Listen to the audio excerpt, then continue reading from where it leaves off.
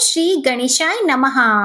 चतुर्थी तिथि यानी चौथ के देवता हैं भगवान शिव जी के पुत्र भगवान श्री गणेश, और इस तिथि में भगवान गणेश जी का पूजन करने से सभी विघ्नों का नाश हो जाता है। संकष्टी चतुर्थी का अर्थ होता है संकट को हरने वाली चतुर्थी। इस दिन जो भी भक्त व्रत रखकर व्रत की कथा पढ़ता है अथवा सुनता है, भगवान श्री गणेश जी उनके सभी संकटों का नाश कर देते हैं। चतुर्थी के व्रत में सारा दिन उपवास रखने के बाद रात को चंद्रोदय होने पर चंद्र देवता को अर्घ दिया जाता है और उसके बाद उपवास खोला जाता है।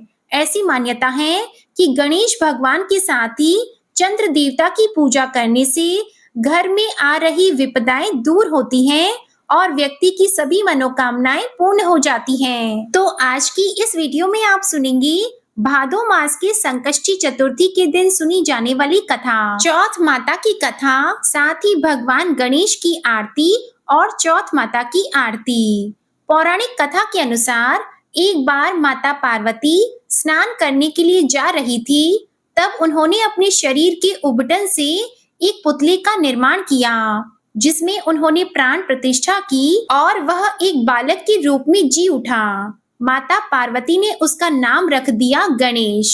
तब उन्होंने अपने पुत्र गणेश को आदेश दिया कि पुत्र, जब तक मैं स्नान करके वापस ना लौटूं तब तक किसी को भी अंदर मत आने देना। गणेश जी अपनी माँ की आज्ञा का पालन करते हुए दरवाजे के बाहर ही खड़े होकर पहरा देने लगे।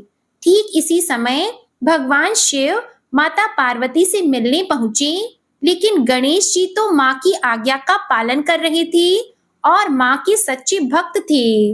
उन्होंने शिव जी को अंदर जाने से रोक दिया।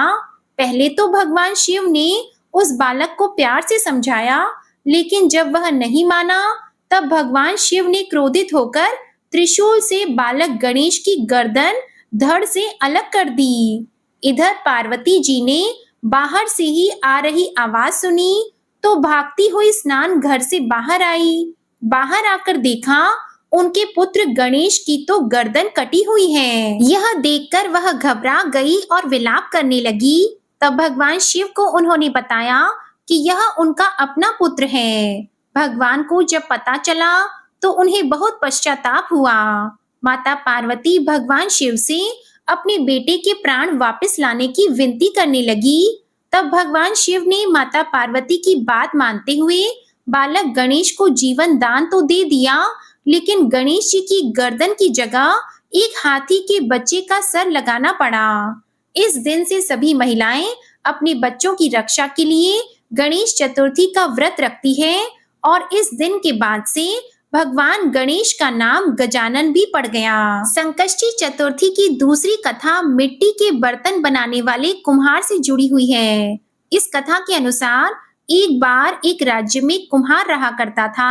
एक दिन वह मिट्टी के बर्तन पकाने के लिए आवा लगा रहा था। आवा कहते हैं मिट्टी के बर्तन पकाने के लिए आग जलाने को। उसने आवा तो लगा दिया, लेकिन उसमें मिट्टी के बर्तन पके नहीं, हर बार कच्चे ही रह जाते। यह देखकर कुम्हार बहुत परेशान हो गया। वो राजा के पास गया। तब राजा ने राजपुरोहित को बुलाकर कोई उपाय सुझाने के लिए कहा। थोड़ी देर तक सोचने के बाद राजपुरोहित ने कहा कि महाराज, यदि हर दिन गांव के एक एक घर से एक एक बच्चे की बलि दी जाए तो रोज आवा पकने लगेगा। राजा ने आज्ञा दे दी कि पूरे नगर से हर दिन एक बच्चे की बलि दी जाएगी। कई दिनों तक ऐसा ही चलता रहा। हर घर से एक बच्चे की बलि दी जाती रही और फिर एक बुढ़िया के घर की बारी आई, लेकिन उसके बुढ़ापे का एकमात्र सहारा उसका अकेला बेटा अगर बलि चढ़ जाएगा तो फिर बुढ़िया का क्या होगा। यह सोच सोचकर बेचारी बुढ़िया बहुत परेशान हो गई। उसने सकट की सुपारी और दूब अपने बेटे को दी और कहा, जा बेटा, सकटा माता तुम्हारी रक्षा करेगी। और वह संकटा माता का ध्यान करने लगी। उनसे अपने बेटे की सलामती की कामना करने लगी। उधर अगली सुबह जब कुम्हार ने उठकर देखा कि आवा अभी पक गया है और वो बालक भी पूरी तरह से सुरक्षित है, यह सब देखकर कुम्हार हैरान रह गया। उसने बालक से पूछा कि ऐसा कैसे हो गया। तब बालक बताने लगा कि कि उसकी माँ हर बार नियम से सकट चौथ और महीने में पड़ने वाली चतुर्थी का व्रत किया करती है। संकटा माता की कृपा से इसी कारण वह जीवित बच गया है। और फिर संकटा माता की कृपा से नगर के वो अन्य सभी बालक जिनकी बलि दी गई थी, वे सभी भी दोबारा जी उठे। पौराणिक मान्यताओं के अनुसार इस दिन से खासकर सकट चौथ के दिन माएं अपनी बेटों की लंबी उम्र की कामना से भगवान गणेश की पूजा और व्रत करती हैं। आइए अब सुनते हैं चौथ माता की कथा। पौराणिक कथा के अनुसार एक गांव में एक सेठ सेठानी थे। उनके एक बेटा और एक बहू थे। बहू सबको भोजन करा के फिर स्वयं भोजन करती थी। एक पड़ोसन ऐसी भी थी जो रोज पूछती थी कि बहू आज क्या बनाया है, क्या खाया है? तो बहू कहती ठंडो बासी। एक दिन उसके पति ने ऐसा सुनकर विचार किया कि आज तो पकवान बनाए जाएं, फिर देखें कि मेरी पत्नी क्या कहती है। उसने तरह तरह के पकवान बनवाए और घर के सभी लोगों ने एक साथ बैठकर भोजन किया।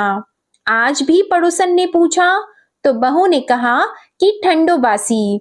सेठ के लड़के ने सोचा हो न हो कोई बात अवश्य है जिससे कि मेरी पत्नी ऐसा कहती है। उसने पत्नी से पूछा तुम रोज ठंडो बासी खाया ऐसा क्यों कहती हो, जबकि हम सब ने एक साथ बैठकर कई तरह के पकवान खाए। उसकी पत्नी बोली हम जो खा रहे हैं वह बाप बूढ़ों की कमाई है। जिस दिन आप कमा कर लाओगे उस दिन मैं समझूंगी कि ताजा भोजन कर रहे हैं।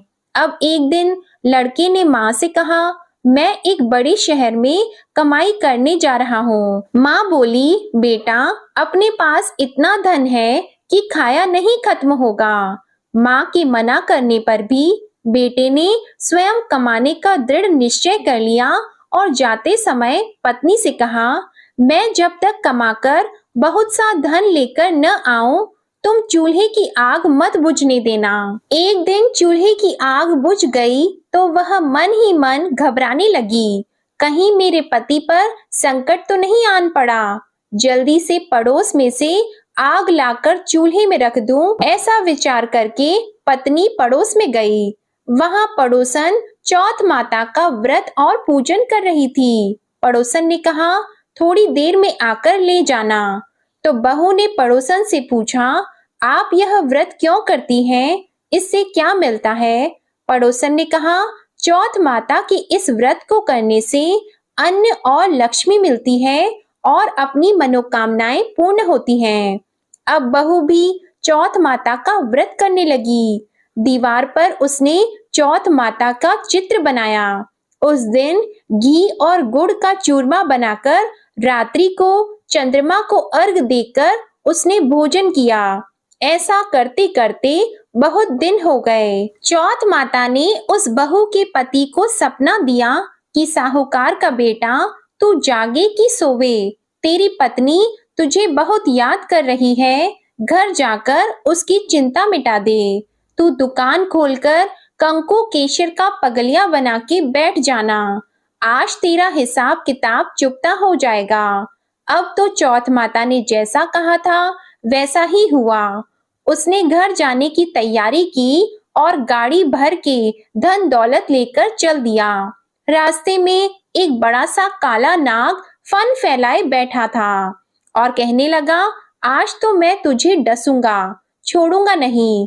आज तेरी आयु पूरी हो गई है। सेठ के लड़के ने कहा आज चौथ माता ने मुझे सपना दिया तो मैं पत्नी से मिलने घर जा रहा हूँ। वहाँ मेरी पत्नी बहुत चिंता कर रही है। मैं उससे मिलकर जरूर आऊंगा, तब तुम मुझे डस लेना। नाग ने कहा तुम शपथ पूर्वक कहकर जाओ तो मैं तुम्हें जाने दूंगा, परंतु लौट कर नहीं आए तो तुम्हारे घर आकर मैं तुम्हें डस लूंगा। इस प्रकार सांप को वचन देकर वह घर पहुंचा। वहां सभी से हंसी खुशी से मिला और भोजन करने उदास होकर बैठ गया। उसकी पत्नी ने उदास होने का कारण पूछा तो पति ने काले नाग वाली बात बताते हुए कहा कि यदि मैं उसके पास नहीं जाऊंगा तो वह घर आकर ही मुझे डस लेगा। पत्नी बहुत चतुर थी। उसने कहा कि आप घबराओ नहीं, लेट जाओ, मैं एक उपाय करती हूँ। पत्नी ने कमरे की 7 पेड़ी धोई। पहली पेड़ी पर रेत, दूसरी पर इत्र, तीसरी पर गुलाल, फूल, चौथी पर कंकु केशर, पांचवी पर लड्डू पेड़ा, छठी पर गादी गलीचा और 7वीं पेड़ी पर दूध का कटोरा भरकर रख दिए। इस प्रकार वह 7 ही पेड़ी सजाकर बैठ गई। आधी रात होते ही नाग आकर पेड़ी चढ़ने लगा। पहली पेड़ी पर रेत में लौट गया और कहने लगा कि सेठ की बहू ने आराम तो बहुत दिया, पर वचनों से बंध कर आया हूँ, सो डसूंगा अवश्य ही। इसी प्रकार 7 पेड़ियों पर नाग आराम करता हुआ और कहता हुआ कि डसूंगा जरूर, कमरे में जाने ही वाला था कि चौथ माता ने विचार किया कि मैं इसे नहीं बचाऊंगी तो संसार में धर्म कर्म और व्रत पूजन को कौन मानेगा। अब तो गणेश जी, चंद्रमा जी और चौथ माता ने उसे बचाने का विचार किया। चंद्रमा जी ने उजाला किया, चौथ माता ढाल बनी और गणेश जी ने तलवार लेकर नाग को मार दिया और ढाल से ढक दिया। अब बहू भी थकी हारी सो गई। दिन निकला तो लोग बेटे से मिलने आए, परंतु बेटा बहू तो उठे ही नहीं थे। बहुत देर हो गई तो माँ उन्हें उठाने गई। माँ ने 7 पेड़ियों पर जो कुछ देखा तो वो बहुत ही घबराई और बेटा बहू को आवाज लगाई। बेटा बहू उठे तो देखा कि एक ढाल तलवार वहां पड़ी है। अब ढाल उठाई तो वही काला नाग मरा हुआ पड़ा है। बेटा बहू ने सोचा कि आज तो धर्म कर्म ही आड़े आए हैं, जो भगवान गणेश जी और चौथ माता ने अपनी रक्षा की। हे चौथ माता, आपने जैसी सेठ के बेटे बहू की रक्षा की, वैसी ही सबकी रक्षा करना। बोलो चौथ माता की जय। अब सुनिए भगवान श्री गणेश जी की आरती। जय गणेश जय गणेश जय गणेश देवा, माता जाकी पार्वती पिता महादेवा, एक दंत दयावंत चार भुजाधारी, माथे सिंदूर सोहे मूसी की सवारी। जय गणेश जय गणेश जय गणेश देवा, माता जाकी पार्वती पिता महादेवा, पान चढ़े फूल चढ़े और चढ़े मेवा, लड्डुअन का भोग लगे संत करे सेवा। जय गणेश जय गणेश जय गणेश देवा, माता जाकी पार्वती पिता महादेवा, अंधन को आँख दीत कूड़िन को काया, बांझन को पुत्र दीत निर्धन को माया।